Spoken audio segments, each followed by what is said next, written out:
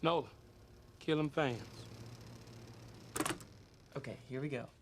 You know it's hard out here for a pimp when he's trying to get this money for the rent, for the Cadillacs and gas money spent. We'll have a whole lot of bitches jumping shit. Push that shit out. Come on.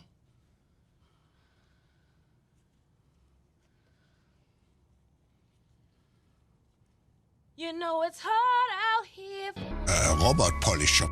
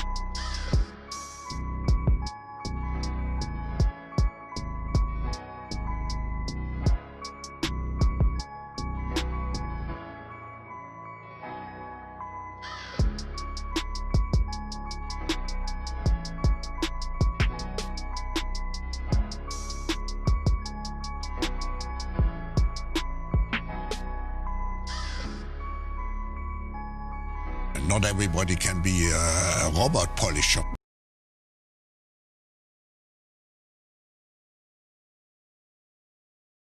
You think you understand the level of deception that goes into these schemes. Right away, they found more land and said, we cannot let people know this because how can I think you're onto something. Their entire fabricated facade of control is just that. It's a facade. It's all very shaky. It's not stable. It's not something firm, grounded in reality. All it takes is the slightest gust of wind and the whole thing shatters. Not everybody can be a robot polisher. Really am desperate to understand how they have these people in this hypnotic state. And when you study history and this dark art stuff, you realize that this long con has happened for a very long time to teach everybody what is up is down. These people are in fantasy world, willingly going along like sheep led to the slaughterhouse. What's crazier than flat Earth? The empirical evidence tells us that either the surface of the Earth is a flat plane or the planet is at least 100 times bigger than we are told. The more you study, the more you realize there's been a long con. Really don't understand why they cannot wake up, why they cannot see how this works. I'm willing to admit that whatever math that we have for the current size and shape of the Earth has been proven wrong. I mean, it's been proven wrong. You can't deny it. That's just, in my opinion, a fact. Look, people, for some reason, they accept the fantasy of looking up and saying, oh, that's infinite. Above us goes forever. But they can't grasp at maybe the land, the Earth we live on goes forever. And maybe they keep finding new land and new continents. They're never going to tell us because if we all just got up and left, then we're leaving this satanic system they've created here. Yes, we're forced to. There are millions of us out here. We're all fighting. And if we could just get this message out, spread the word, and change some minds, we could right this ship. We could be back on track. Just wake up. Won't you just wake up? Just open your eyes. Not everybody can be a robot polisher. How about nuclear weapons? You think those are real? Well, Have you seen any?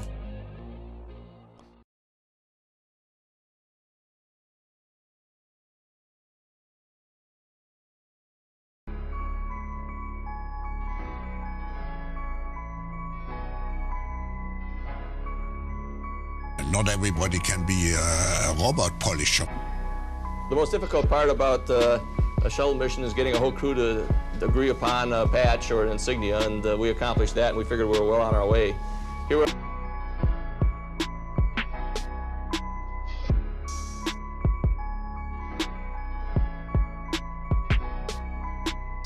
greens on the way uphill. I didn't want to see rockets that big. You see some of the ice floating around as the external tank comes off after the fuel is expended. This is on orbit after 8.5 minutes. Again, from that same camera in the belly of the vehicle. Kind of a unique view of the external tank going down. This is the one part of the whole system that is not recovered. It breaks up in the atmosphere and lands in the Pacific Ocean in our case.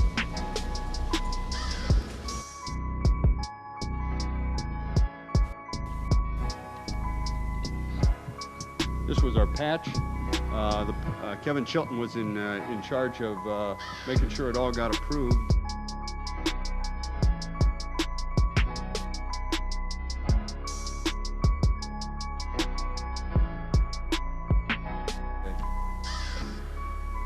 Here's the external tank separation.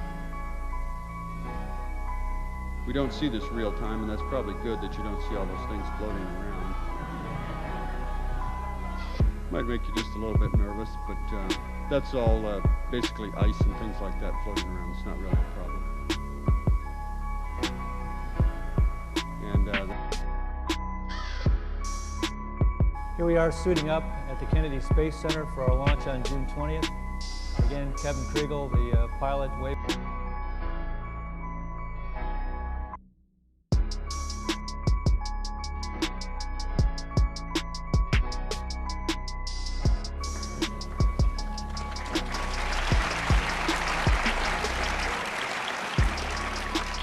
Well, it was just absolutely fantastic to see be in space and see this great piece of American technology come off the external tank. It was really difficult for Rick and I to focus on getting You